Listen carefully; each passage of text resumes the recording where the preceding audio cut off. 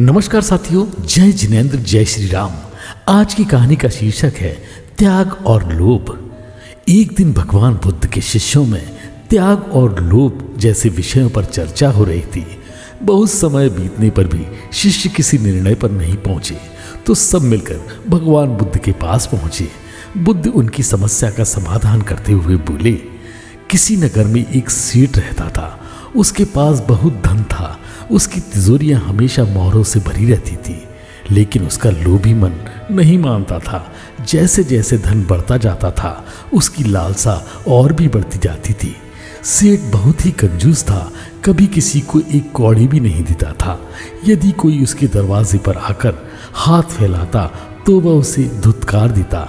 संयोग से एक दिन उसके यहाँ एक साधु आया। उसे देखकर अचानक सेठ को जाने क्या सूझा कि उसने एक पैसा उसकी झोली में डाल दिया और साधु चला गया। लेकिन सेठ के आश्चर्य का ठिकाना ना रहा जब उसने देखा कि शाम को उसकी एक मोहर प्राप्त हो गई है।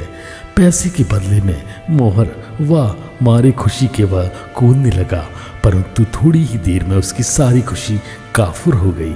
उसके भीतर कोई कह रहा था, ओ मूर्ख, तूने साधु को पैसा ही क्यों दिया?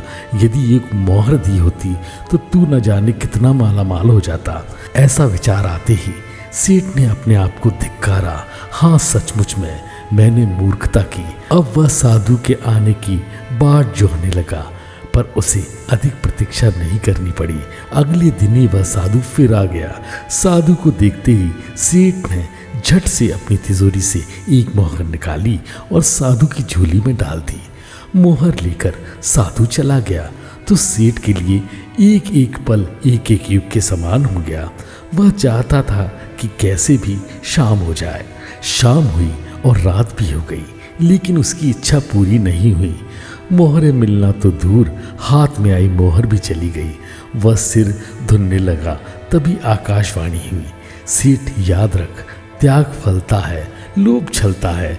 कथा सुनकर शिष्य त्याग और लोभ का धर्म जान गए।